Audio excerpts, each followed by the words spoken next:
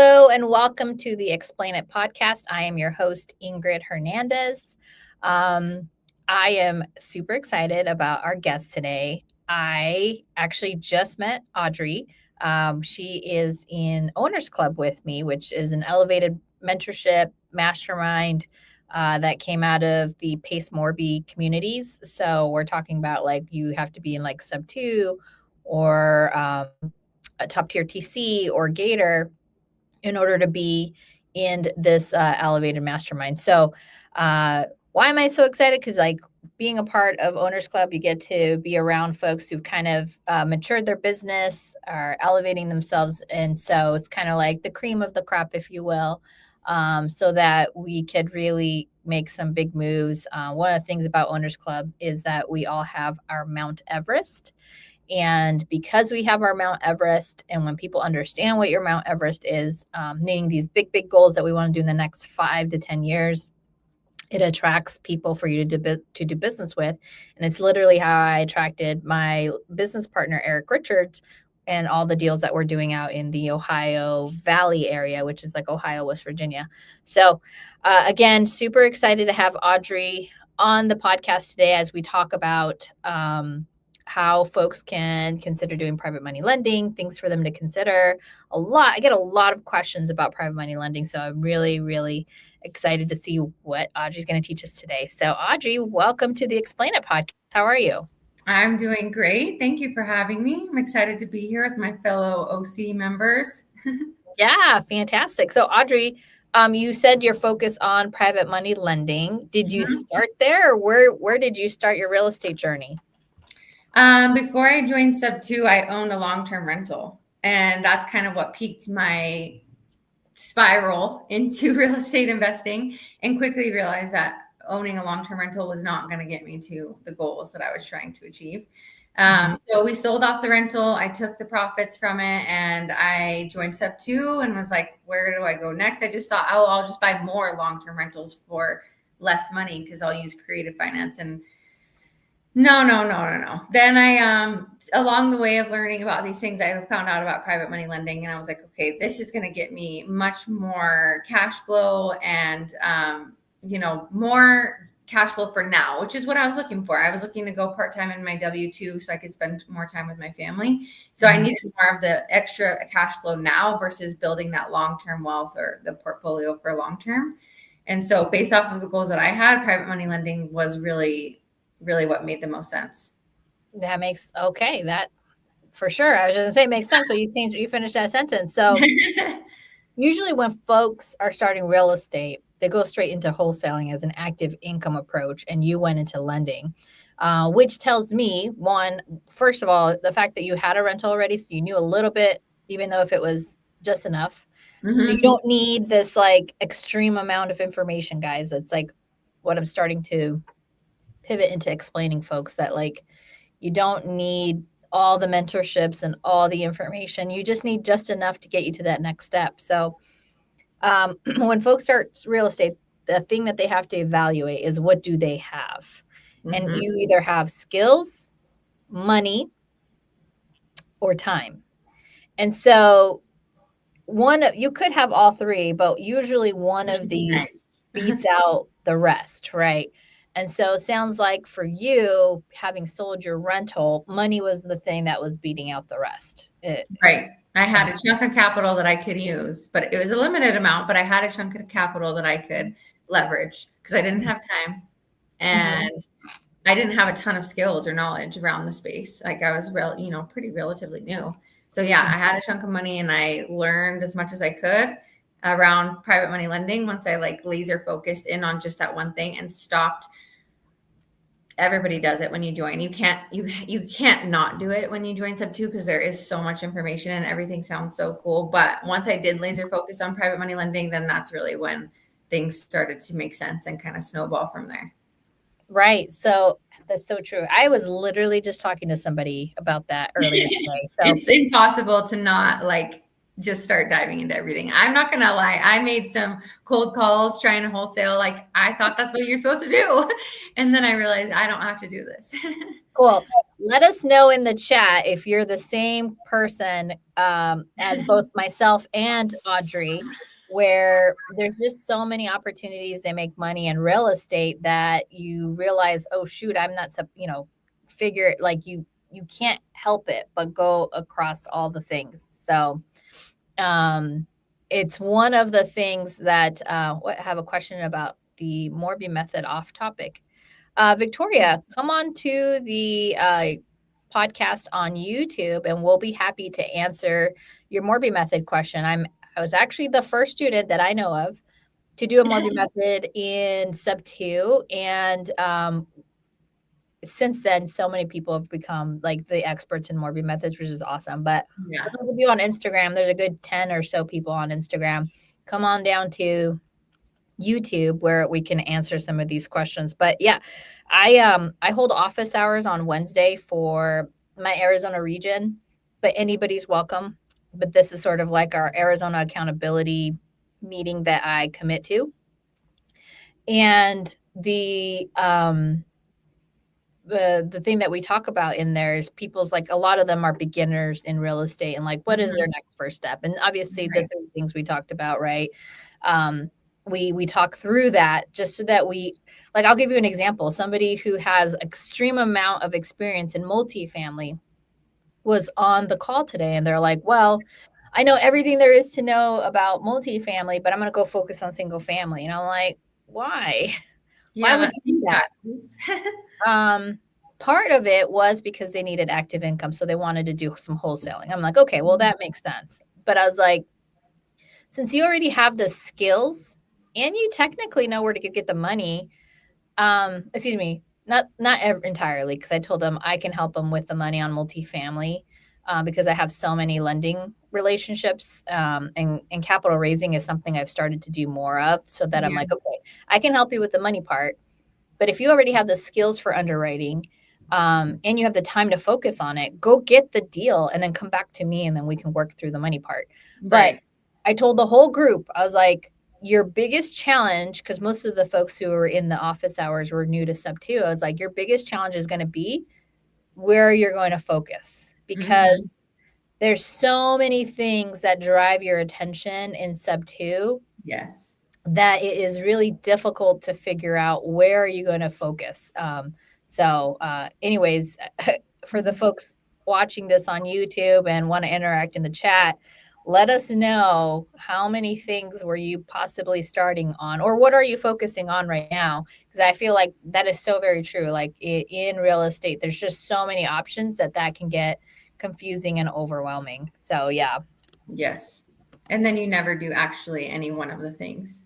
You just do a little bit of every single thing and don't get anywhere. So really focusing in on something made a world of difference for me.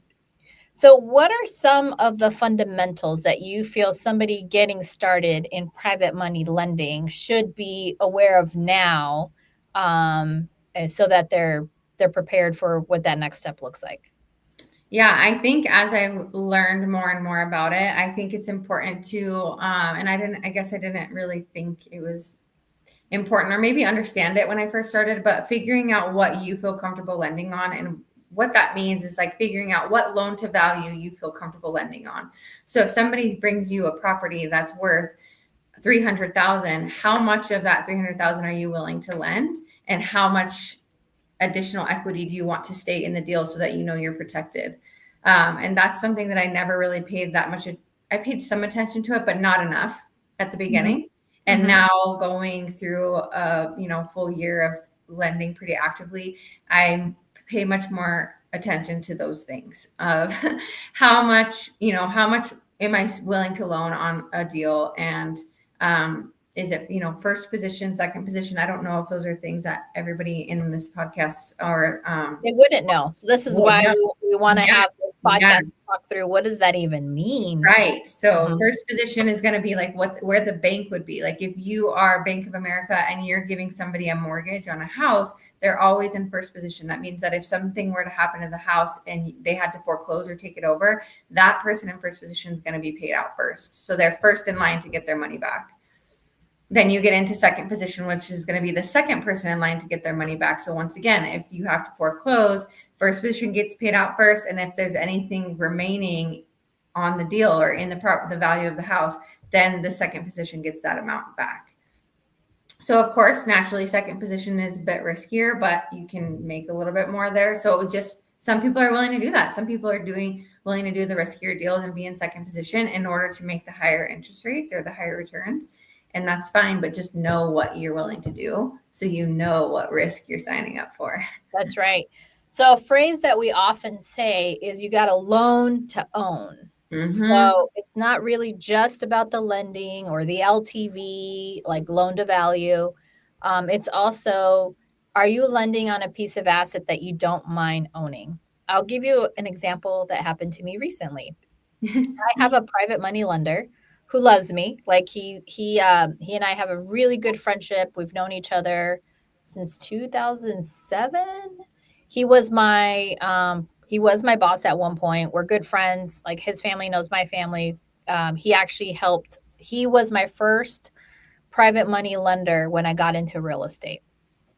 And then one of the things that like he had a really great exit selling a business, a tech business. And that tech business really gave him a lot of proceeds to like lend with, right? Remember, time, money, or skill. And so I reached out to him when I was just getting started, and he's the one that lent me both the purchase and the rehab. The loan to value, so on that property, it was the ARV was 210, and he lent me 120,000. Okay, so let's do the math real quick so everybody's on the same page. So 210,000, or let's say 120,000 divided by 210,000 is a loan to value of 57.14%. So his loan to value, he knew that he was going to give me money that, well, there's a couple of things. Well, he was going to be in first position. The property was in cosmetic repair of need, right? So the money he gave me included about 15 grand that I needed to use to fix the house up. By the way, this is back in 2021 where rehab costs weren't like astronomical as they are now. Things were a lot more reasonable. Like all the good old days of 2020. And so he lent me that money in first position, and he would own the property in Vegas should an alien abduct me and I can't make those payments. So he was good with owning in Vegas if he had to. Now, that deal worked out. He made his 12% annualized on that plus his 2 points. We'll talk about what points are shortly. And when we exited, he made money, I made money. We made 54,000 net, after everything was said and done.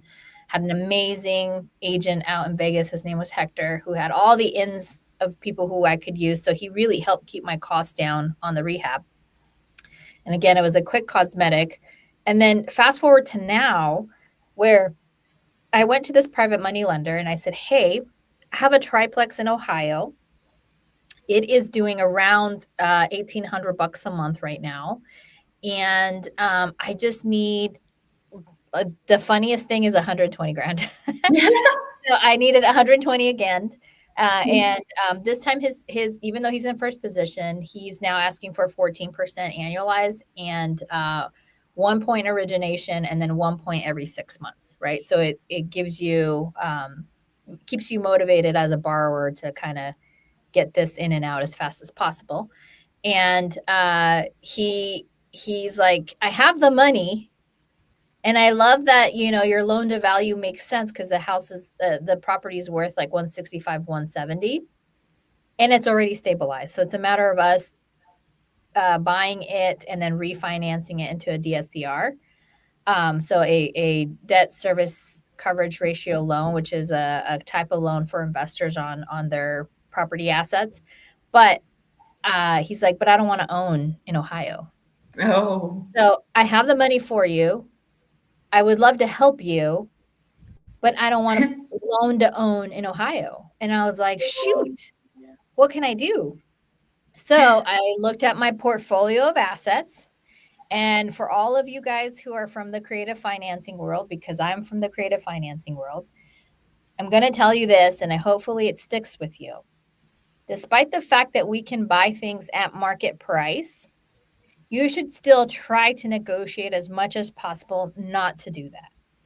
The reason I say that is because the reason why he went ahead and lent me that money was because I was able to loan against or like borrow against one of my other properties. And then I'm going to do what I have to do in Ohio with that money, but not in, but he's loaning to own an asset in Arizona for, and he knows what I'm doing with the money. Very transparent. I'm going to take that money. I'm going to pay off this triplex. We're going to start the DSCR on a rate and term refi. If you guys have all the questions around what are all these loans, whatever, I sleep with my lender, my husband. So he's been helping get everything set up for the loan in Ohio. So anyways, so that's the procedure. I ended up having to borrow against a different property here in Arizona so that I could use the funds to pay off this property in Ohio. So there you go. And did I personally guarantee it? Yes, I did. Because I'm not afraid to do that, knowing that that I should be able to come up with the funds should like the shit hit the fan, or worst case scenario, he ends up with the property that he's leaning that property against. So there you go. There you go. And he would buy it sub 2, by the way, because the property already has a loan on it, but there was enough equity where 120,000 was still a strong enough LTV. So the whole total debt against the house in Phoenix allows me to borrow against it. And then I just release the lien and then do it again with him if I have to. So So on that one, he's in second position. He's in second position. That's right. There is a loan currently in place. It's cash flowing with the renters. So if he had to, he could take over my existing loan. Got it. Yeah. And beautiful. Beautiful. Yeah, that's true. It's got to be all about recovery. No, I disagree with you. It's not always about recovery. In my opinion, it's about a little bit, it's more nuanced than that.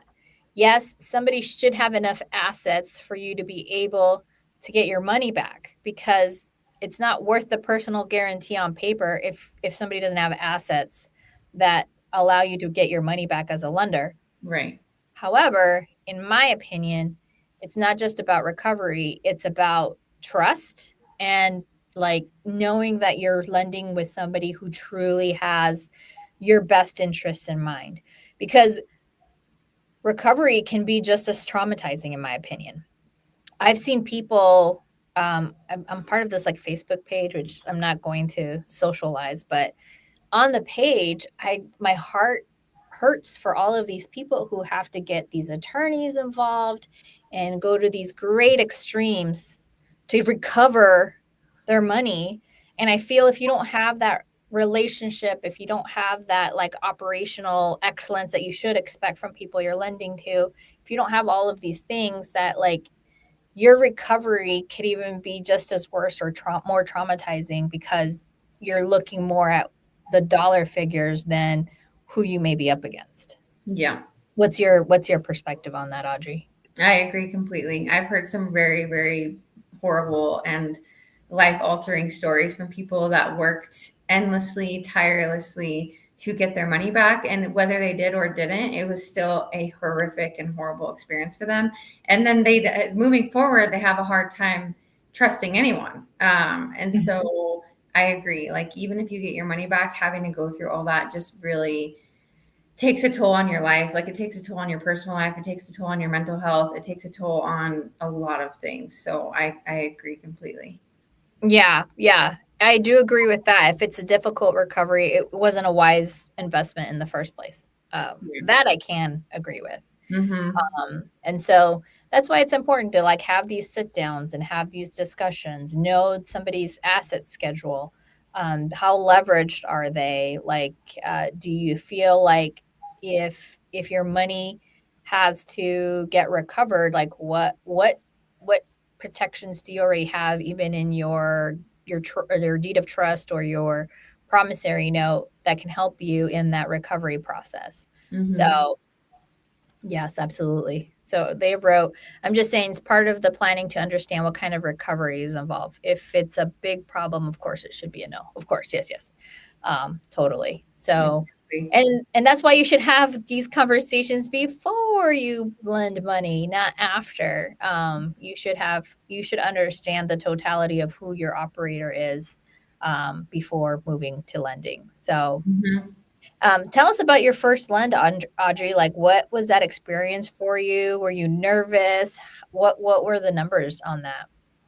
Yeah, I actually just got the funds back from that deal because it went 6 months longer than it was supposed to. Really, this is a great story. So tell Yeah, us more. yeah. It was only a couple months after I joined Sub 2, so I probably did jump in maybe sooner than I even should have. Mhm. But I loaned 60K to a gentleman that was doing kind of what we would call a wholesale deal. So he bought a off-market property, just needed paint, so he put like 5 grand into it and relisted it. Um, it was appraised for 1.8, and I think he bought it for 1.4, so there was some spread there. And then he listed it, and I was in second position. It was 20% annualized with monthly payments, and he listed it, and then it sat on the market forever. And I was Mm. just like, okay, what now? And when the due date came of my note, he couldn't pay me out because he hadn't sold the property. And even at the price, they had taken some price cuts and everything. And at the price that they had brought it down to, he was actually, taking a loss with all the, you know, yeah, money that he What? private money lending money that he had raised for the down payment. And so the listing contract ended, the listing expired, and he had his wife list it. And within, I don't know, a month or two, it closed and I got paid out. The thing is like I was terrified when I wired my money to him because my first deal ever, like I just sent 60K to somebody that I don't even really fully know. I had conversations with him, but I didn't meet him in person or anything. So I was terrified for sure. But what made me feel, and I was even more terrified, like my first payment, he forgot to set up the auto payment. So it was like 5 days late. And I was like, oh, this is it. Like I just, every month I was like, oh, here we go. And so it was an emotional, like, roller coaster for sure. But what made me ultimately feel okay was that every month he stayed in communication with me. And even when the loan went late, he still continued paying me my monthly payments. So even though it was late, I was still making my monthly payment every month. I still made my 20%. He continued to keep me updated on what he was doing. He was willing to talk to other DSCR lenders that I could find that could maybe help him. So he continued to, be a part of it all and be very transparent. And I still was getting my payments every month. So in the end, I felt good. But at the beginning, I was so nervous. Yeah. I was so Wow. nervous. Yeah. Well, and hopefully that's a lesson learned for folks here too. It's by the way, I've been in his shoes where we had a Mhm. deal in Round Rock, Texas, where the market was starting to shift. This was back in 2022, 23, where all of a sudden the interest rates went unprecedented high, right? Like Mhm. never in the history of interest rates had they risen that fast, that high. Yeah. And that's really hard to underwrite. Like how am I, the investor, supposed to say, well, in case the Fed decides to move 2.5 points, even Yeah. though they historically have never done that, uh, no, like that is really difficult. So what same position as you, Audrey, or with Mhm. your borrower, That's why staying in communication is way more important. Like you can't ghost. Like you can't go dark on that. No. So absolutely. And yes, Drew, you will see me next week. Next week I will be going to Wholesaling Live down in San Antonio. Actually, I need to talk to you, Drew. See what your plans are. I haven't made any plans. I'm like, okay, I guess I'm going. See what that looks like. But I'm the only girl who's going to be on stage, so I must go. I must go. You must go. You have to now. Yeah, yeah. But if anybody wants to go, you can use Ingryd 50 as your discount to go. It's a wholesaling event next week. But anywho, yeah, what really, really helped was staying in contact. So I had borrowed 90 grand. I borrowed 90 grand and it was gap lending. So no, it wasn't gap lending. I'm sorry, because this was a creative deal. So we bought the property creative. We needed money for the rehab and the holding costs. So I borrowed the 90K. The LTV was still very decent. At the end of the day, though, because of that huge adjustment, we were supposed to sell this property like worst case scenario 650, best case scenario like 675. We ended up selling it for 500,000. So I lost 55,000. So I came out of pocket to make sure my private money lender was whole. Right. And it was huge lesson, all kinds of lessons in this experience. But exactly. Yeah, and that's why it's important that oh, thank you, Ashley. That's why it's important that you're not just talking about recovery. You're talking about who the jockey is, like who is going to have your back as somebody who you're lending to. If something, and by the way, let's not forget, as a lender, there is risk. Yep. I'm going to say something that may feel like, how do you say, like, not as widely received as maybe what I'll say, but that's why you have to loan to own and have the language in your lending instruments that you can take over if it's a sub 2 deal, or you can take over if it's a gap funding deal, or you can take over if you're the only person, you're in first position. Like you need to have the strong language in your documents, in your instruments that allow you to then just own it. Get that operator out of the way and you get to own it. Because I don't know if everybody would have taken the route that I did, but what I did is I made sure I was communicating like, hey, you knew it was a risk to loan to anybody. Right. And there's some factors that are not in everyone's control. Again, an unprecedented interest rate hike. Literally in the history of history, interest rates never hiked like that before. So of course it's going to affect the market economically. So what did we do? We adjusted the price accordingly. It just was very, very difficult to attract buyers. And ever since then, by the way, ever since the summer of 2022, getting buyers to buy has been very difficult. That's the market we've been in the last 2.5 years. And I just saw Ryan Pineda, who's a huge flipper and wholesaler out of Vegas, post, and he's like, if you somehow have made it, if you've been in the business the last 2.5 years and you're still standing, like bravo, because historically it's never been worse to be in real estate, because the number of transactions have declined dramatically, and they've never, even worse than transaction accounts in the Great Recession. I didn't know that. Now, I don't have a lot of those counts. He talked about it. He posted a reel about it. And when I'm listening to this reel, I don't know if I was driving, but I was like, oh my God, I feel so much better about myself. Yeah, I feel seen. Yeah, I feel seen, because I'm like, when I first started in 21, you could everything worked. Yeah. And then summer of 22 is when everything changed. Right. Right. I know. That's why I still, get a little, I still try to underwrite and do everything I can, and even then some conservatively on fix and flips now, because I just know that the market is so much tougher than it used to be. So, yeah. Yeah. And I didn't meet him in person, but I, like you said, like I knew that he had a strong, solid background. I had called multiple of his references. I looked, Google searched him every single way up and down. One thing that I did not do was background check and credit check. And I know that there's some people that are like, absolutely, I do it every time, and some people that don't. I didn't on him. I had talked to enough people about him that I felt comfortable with it, but I know there's a mixed bag of opinions on whether to do background checks and credit checks on people. I don't know. I'm neither here nor there at this point on that. Yeah.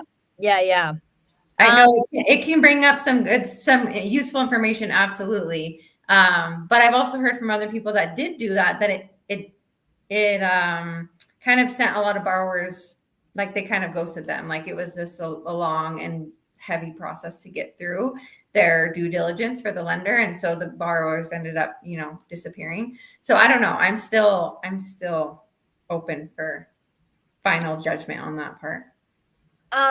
So I have kind of like an in-between approach, in my opinion. Yeah. And that's like, if you're willing to run a background and credit check on a tenant, who's going to live in one of your assets, why not just do that to a borrower? And literally it's a $60 charge. Right. Any kind of nuanced thing they should be able to explain. So I feel like I would be happy to do like, hey, sure, it's only $60. Hey, by the way, I had a short sale in 2010. I've talked about that on the podcast before.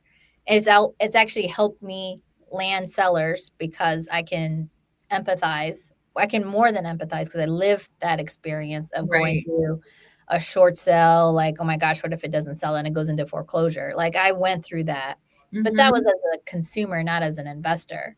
But like literally that's my DTI is high because I'm an investor. Right. At some point I got some loans out, you know what I'm saying? So that's what I would expect to see in my background check. Ivan said, hey, I'm in sub 2. Thank you, Ivan. It shows funny on YouTube. I don't know. You've YouTube 01. I don't know.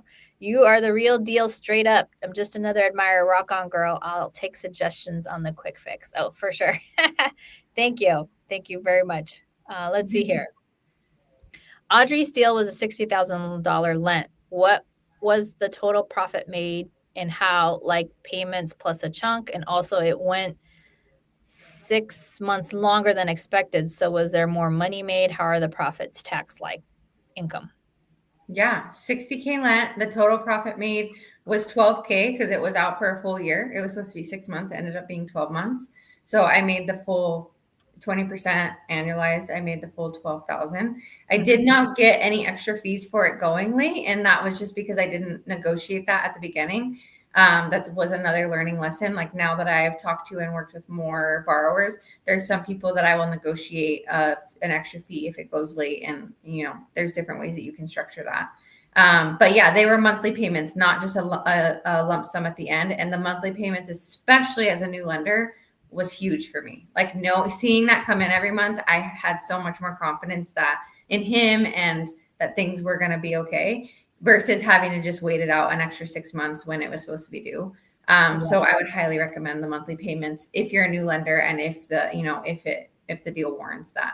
Yeah. I feel like if you're not going to get monthly payments, that's a right that should be earned. Not something that should automatically been given. Yeah.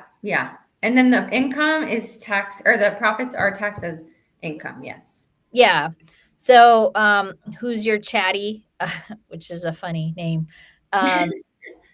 You would have to report the interest made just like ordinary income, but it really just, well, actually, I shouldn't say that. First of all, I'm not a CPA. Audrey, are you a CPA? Absolutely not. Okay.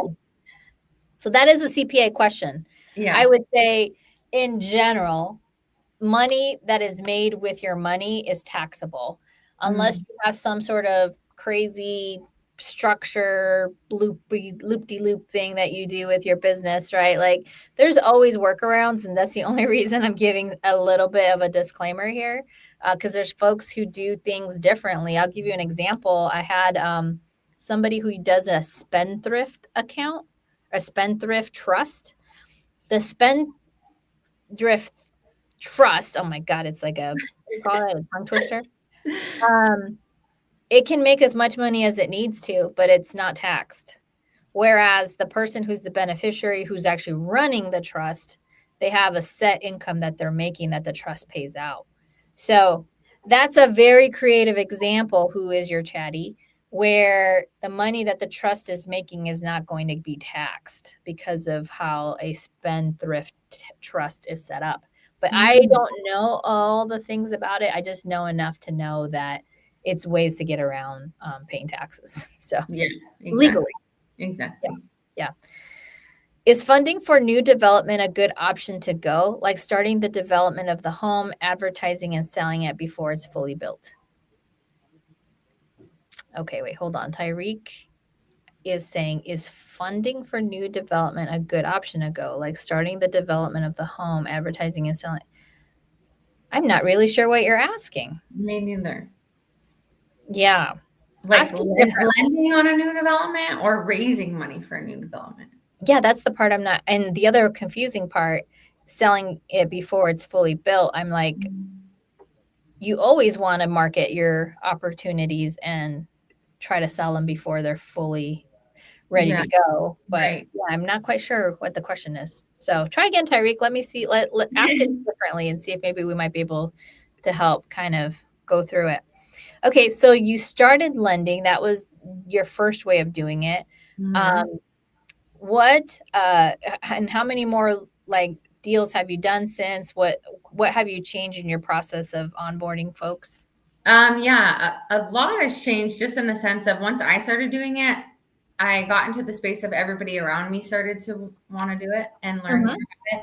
So since then, I have been helping a lot of other people get started in lending. And because of that, there's all these strategies that you can get access to funds like HELOCs and credit card stacking and self-directed and all these things. And I'm like, well, I don't want to help other people do those things if I haven't done them or don't understand them myself. So I started doing those things to then understand the process more. So now I've done credit card stacking and loaned that way. And I have not taken a HELOC, but I helped my best friend do it. I did my self-directed IRA. So I've been doing these things to then be able to help other people do them and invest with those funds as well. So that's been a big focus of mine. And then helping those people start investing. So I guess you could call that capital raising. I don't know. Everybody uses different terms for it, but helping investors lend or lenders get started with lending with the funds that they have from these different strategies and helping people that way. And so that's been super fulfilling for me too, because if you're wait. Yeah. Let me pause for a moment. So you're like, hey, who's got good credit and I can help them figure out business lines of credit or how to. Not even that. It's been more like, hey, what are you doing? How are you doing it? And I'm like, this, and this. And then they have heard, or I explain there's other ways to get money, like blah, blah, blah. And they're like, oh, I'd love to do that. Can you help me? And I'm like, well, yes, I've gone through it. And this is the process. I don't actually go do the business credit. Like I don't help people actually do the credit themselves, but I know several people that can do that for them. Audrey, but you realize, okay, I'm glad you explained it. Yeah. But you realize that if you did it for them and created an agreement where you're like, hey, if I help you grow this money X, will you agree to then let me leverage your money to borrow it out so that you're making a net profit alongside with them? Yes. So, but going through the process of getting business credit is not enjoyable for me at all. So I let them go get the business credit with the Fund and Grow or whoever they want to use. And then they come to me and say, okay, I'm ready to lend. And then we lend together. And we get profit alongside each other in that way, in that capacity. But you're still the point of entry for them to lend because you have that knowledge ready. Okay. Yes. Okay. Yeah. So then you're doing the thing, right? Or you're like, yep, exactly, Melissa. She's the connector to the deals because you're probably the deal attractor. You're helping Yes. them figure out how to go get money so that Mm-hmm. they can essentially provide you that money, you lend it out, and then there's a return and a split somewhere. Exactly. Fantastic. Exactly. And Very that's been cool. really fun Mhm. because if I'm only doing it with my own funds, you hit a cap at some point. Yes. Mhm, Yep. mhm. And so if I can keep doing it with other people and helping them get started, it's been so fun. It's been really cool. My Yeah. best friend took a HELOC on her house and did credit card stacking and all these things. She has like 300K loaned out, and it's just been so fun to do that with her because it's so exciting for her family. That's super cool. Yeah. Well, Yeah. Carlos is asking, how's the monthly payments work? Is the 10% monthly and then get paid the full loan amount at the end of the year? Ooh, if it's 10% monthly, I'm going somewhere else. Yeah, So that's 120% a year. That yeah, sounds that's amazing. 120% a year for sure. So So 10% a year divided by the 12 months would be your monthly payment. yeah. So the one that is the most popular, the interest rate that seems to be the most popular, in my opinion, is 12%. So when Mm-hmm. you say 12% annualized, then you would be paid 1% every month, Carlos. That one's probably like the easiest to figure out the math. So let's say it's 100,000, you're paying 12% annualized, you're paying $1,000 of interest only every month, as an Mm-hmm. example. I will say, and I want everybody to know this, there are usury laws, not just for protecting consumers on the primary home side of things. There's actually usury laws on the business side of things too. So be very, very careful about the level of interest rates that you're charging and including the fees. So if the it's my understanding, as I've talked to a few people, um, like the sob stories I was telling, not the sob stories, that's not nice. The sad stories that I was reading on these Facebook forums.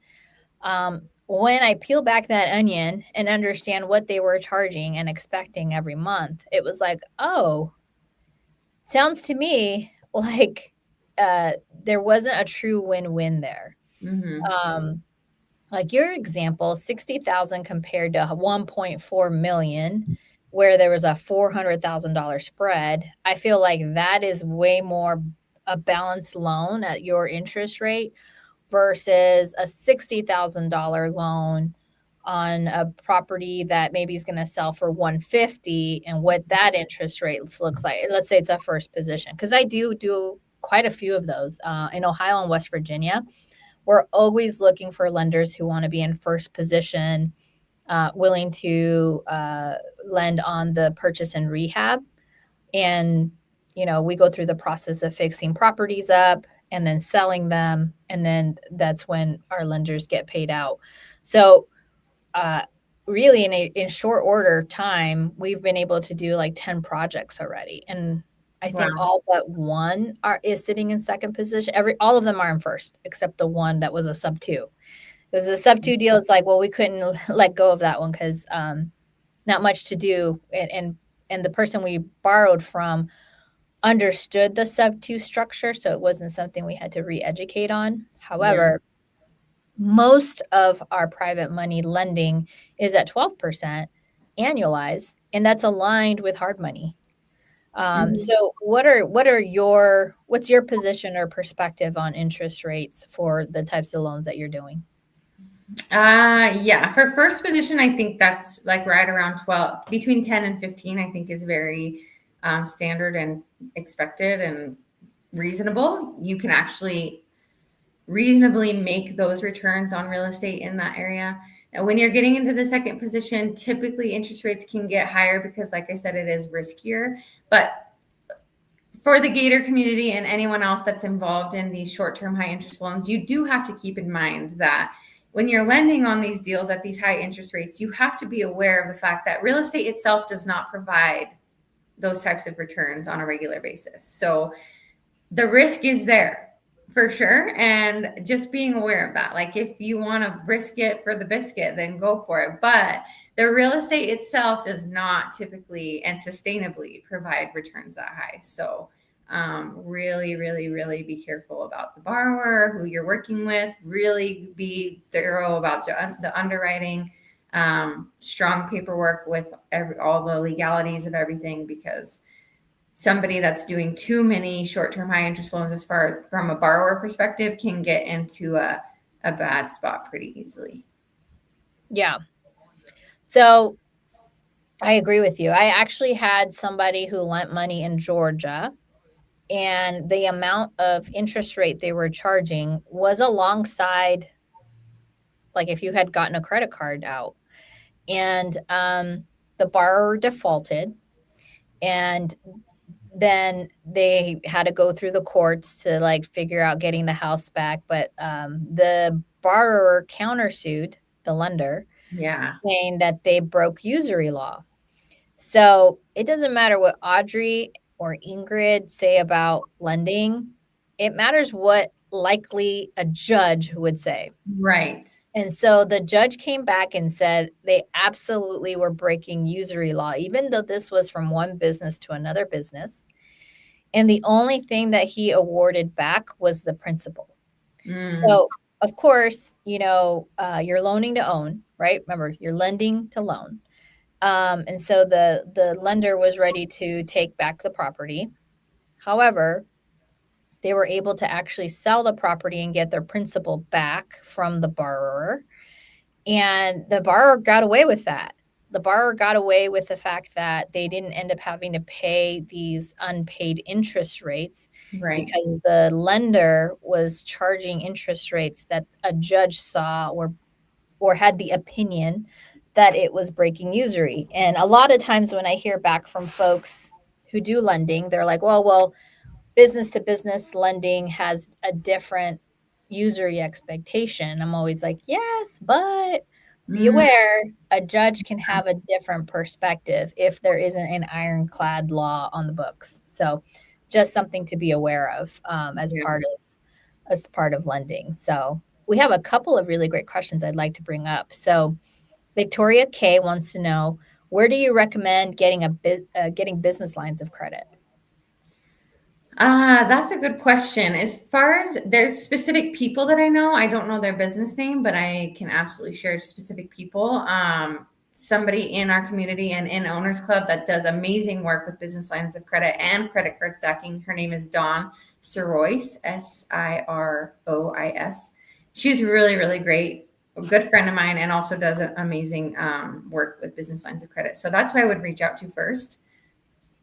Oh, awesome. I need her info. Yeah, get it. I'll send it to you. That'd be great. Yeah.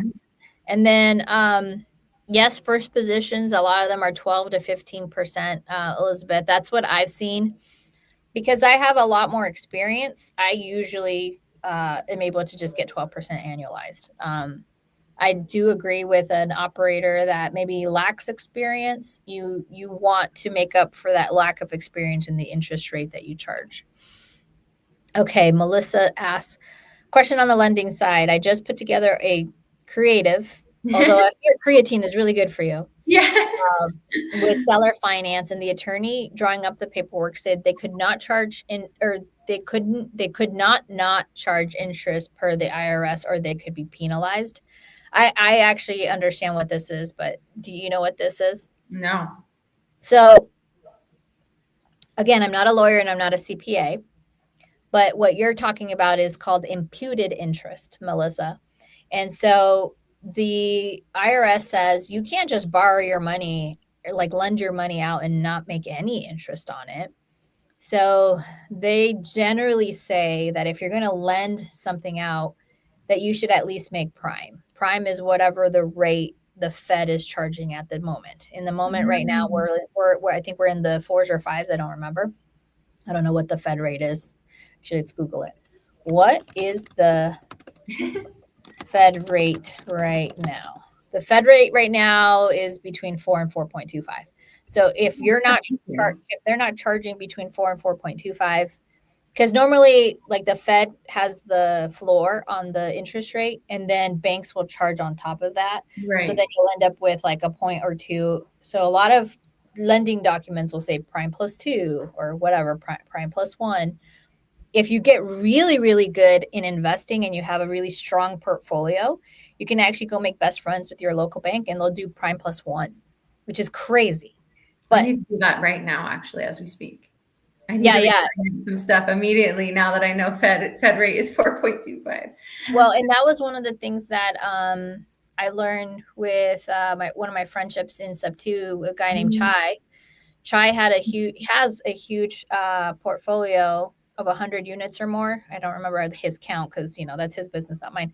But here's what a bank really appreciates: notes that are originated really well, and then bookkeeping that's done really well. So if you have those two combined, a bank will give you whatever you want. Mhm, So he mhm. literally made sure that his books were so clean that he could go to a bank and say, "Look at my portfolio." And the bank is like, "Oh, I love it. Here's $5 million." Yeah, Literally. Yeah. And so they'll give you lines of credit that way if you have right. a really, really kick-ass portfolio. So um, we were saying something before this, but now I forgot. That's okay. Oh, the 0% interest, how you can't charge Oh, 0. yes, I'm sorry, imputed interest. Okay. But here's the counter to that. So if you are buying something at a discount and they're not charging any interest, so let's say you had a seller finance deal going on, then yes, that would make sense. They should be charging you an interest rate. If you're paying market or above market and they're not charging interest, I would argue that your interest is built into the price you're giving. Right. So that's what I've told other CPAs in the past, Melissa. And that's what I would encourage you to push back to say, okay, if they want interest, then fine. We'll deduct the, I don't know, $30,000 or maybe $40,000, recalculate what an interest would look like to rebuild that 40K, and then it's the same deal. Yeah. So I gave 40K was an arbitrary number, Melissa, but that's a way that you could push back to say, I'm trying to give them market rate so that their interest is built in, as an example. We had Caleb Christopher talking about that with us a couple years ago now, I think.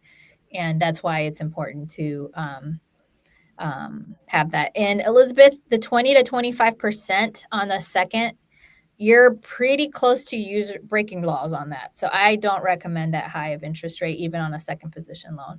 Usually I'm seeing 15 to 20, and above that, you could just make it up with charging some points.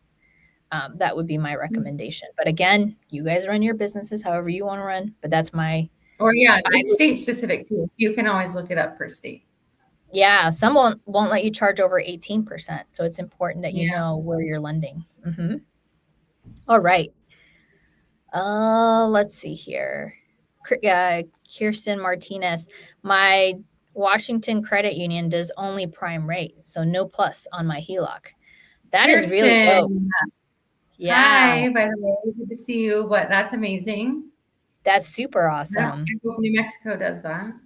Yeah. Yeah. Cool. Well, very good.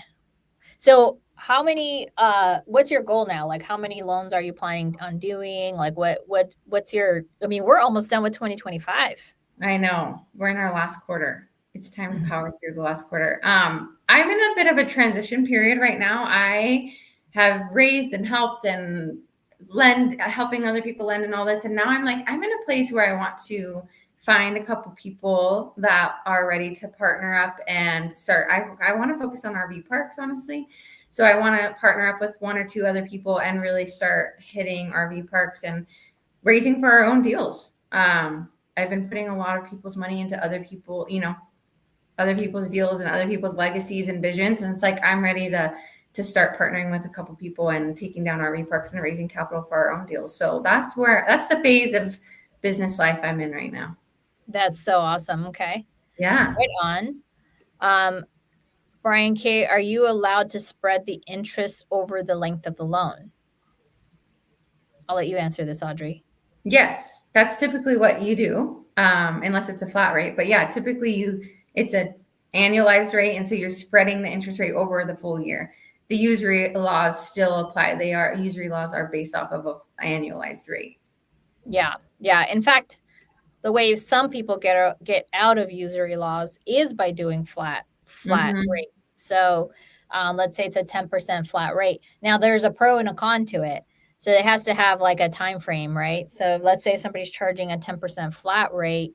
you probably don't want to go beyond 3 to 6 months. So let's say I'm borrowing 100K, but it's like a really pressing matter. I needed the money like ASAP. Hey, I promise I'm going to give you 10% flat. Know that it might take anywhere from 3 to 6 months. Well, the longer it takes, the less you're technically making on that flat rate. Right. So it's important that you kind of give yourself some parameters. Now, I don't necessarily recommend that for folks unless you absolutely have like an existing relationship. You understand that operator, and that is the way that you're managing and mitigating that risk. So, Mm-hmm. have you done flat rates? Is that something that's become a little bit more popularized? Oh, absolutely. Absolutely. Especially in those high interest loan situations like you're talking about. Yeah. There's a lot of flat rates going on, which are great for the lender if it works out, but it not having payments every so often, or monthly payments, quarterly payments, whatever that looks like, you Mhm. can't say that the person defaulted until the balloon date has passed and beyond. And so then that's where it can get difficult, is if they say 3 to 6 months and then they ghost you at 2 months, you have to wait the full 6 months until you can say they've defaulted. And so you can get in a sticky situation for sure on those flat rate Good loans. point. Something we didn't cover, Audrey, is what are some of the instruments that a lender should be using to secure their loans with borrowers? Yeah, I was thinking about that earlier. So for me, and I hope for everyone, it's going to be a promissory note. So the legal document that goes over everything that you guys have agreed upon for this loan. The deed of trust, which is going to be how you secure the lien against the property. It's recorded through the title company. It's usually called the deed of trust in most states that I'm aware of, or a mortgage. So those two for sure. And then another bonus one that a lot of people like to do, and that kind of even more so secures your money, is a personal guarantee. So if that person does default on the loan, that they are guaranteeing or putting their personal assets on the line as well. Yeah. Yeah. So those are the three big ones. Yeah. And not every state does a deed of trust. I would say most of them do. I think there's some states that just do what they call mortgages. So Right. I believe. But yes, I'm with you. Your promissory note, which is not public, it's actually private. So it's like, hey, what are all the rules on how you keep that loan good to go? Your Right. deed of trust, which is public, you want that public and you want that recorded everywhere so that they know you have a stake of a claim on that property. Mhm. And then thirdly, the personal guarantee, depending on the deal. So not every deal will allow for a personal guarantee, but if you're a new lender and you don't know all the things you should know, definitely a personal guarantee is something that is a good component of what you're lending with. Right. Melissa, here's another scenario. I'm an agent. Me too. Mhm. I'm working with a young builder who is just getting started. As an agent, neither my husband nor I can help him financially with the down since he's getting a loan. We've worked it out though through a family friend. Is there another creative option? I don't know. I don't know the answer to this one. um, who's getting started as an agent. Neither my husband nor I can help him financially with the down since he's getting a loan. We have worked it out through a family friend. Is there another creative option? Well, you have Fractional. Fractional is an app where you can raise capital. So if there's enough skin in this game, you can have people become equitable partners, or they can be just debt lenders through your fractional club. So that's another way that you can go and raise capital, especially if the numbers really, really are, worth the effort of doing that. We just finished raising. We were looking to raise 550,000. Whoops, we raised 605,000. So we reallocated some folks. So like Stella, who was my first person I raised money from, who owns Fractional, she stepped out of the fractional raise so that everybody else who was there could do it. And then we reduced a couple of people's contributions so that everybody who raised their hand could be a part of the club. And we raised our 550 to 575. So that was a way for us to have everybody participate. And we used the Fractional app, which is a really, really great tool to raise capital for those deals. So Melissa, that might be an approach you want to take, because maybe all you do is you have go raise the down. It's an LLC that fractional creates for that down, and then maybe you can leverage that to get a loan for the developer job. Now, you said he's a young builder getting started. So another thing that I would definitely recommend is bring an experienced developer to the picture, because if they don't know all the things that are required, you may be putting that money at risk, period. So Doron Levy, who's a really good friend of mine, one of the things that he does, or he's a very experienced developer, and one of the things that he says a lot is you don't lose your money when you're working on the vertical. You lose your money when you're working on the horizontal. What that means is working with the city, of getting all the permits, figuring out the infrastructure, so that if you're building 200 townhouses like he is down in South Carolina, will it be ready for the, like 500 toilets that he's putting on that land, essentially.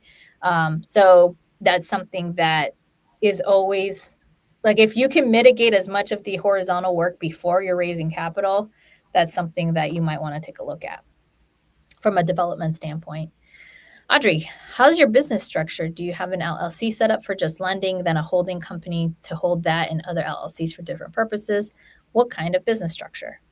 Yes, you nailed it. I have a LLC specifically for lending that I don't keep anonymous, because if you want to do credit stacking or any kind of line of credit, things like that, banks want to know who owns the LLC and want to pull your personal credit. But then outside of that, I have my holding company, and then I have LLCs within a holding company that own my real estate. So yes, you pretty much got it exactly right.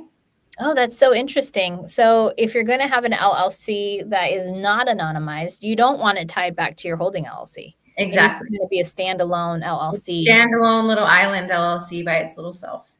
Wow, good point. I never thought about that one. Very good. I learned it from our boy Pace, Yeah, makes sense. Oh, I see now, Melissa. Yes, you can't be a fiduciary and a principal in a deal. You have to choose which one do you want to do. So they is likely your broker. And that's something I actually teach a lot, that when you're doing a deal, you have to have a clear line of what role you're playing. You're either a fiduciary, meaning you're working that deal in somebody else's best interest, or B, you're going to be a principal and you're working for your own best interest. You can never be both. That's not the way it works. That is errors and omissions insurance that cannot be claimed. So you have to be very careful about what role you're playing. Okay. Can that still happen if they're getting a loan? Yes. In fact, it's how Doron Levy just raised capital for his deal, which is he used that, but he did equity position. It wasn't just like a down payment scenario. But yes, you can raise for your down payment for your loan requirements on fractional. Cool. Well, I will say this, Audrey, this was, I hope, super insightful for you guys out there, and give you some perspective on what it takes to lend. I really appreciate you coming on here and kind of showcasing the good, the bad, and the ugly, really, with lending, which is great. Yeah, I really appreciate you. So if folks want to, Audrey, let me have some money, where should they go? They find me on Facebook, Audrey Blotz, B as in boy, Lotz, on Facebook, and then it's Audrey Blotzy with a Y on Instagram. Audrey Blotzy. Okay, cool. I love it. Yeah. Well, thank you so much for being on the podcast. Thank you. Yeah, remember, everybody, we are here every Wednesday from 1 to 2 Arizona time. We may be changing the hours that we're having this, even though I'm going to do it every Wednesday still. So if you guys have an opinion about what time we should have this podcast going forward, I would love to know. I was actually thinking about either 4 or 5 p.m. Arizona time. That way we're catching people after work and maybe having higher numbers of viewership, but really loved having you on here, Audrey. We had about 40 folks on at once at one point between here and Instagram and all the streaming places we're at right now. But really appreciate you being here, teaching people about what it takes to get going on lending. And again, see you guys next week, Wednesday. I'm your host for the Explain It podcast, Ingryd Hernandez. See ya. Bye.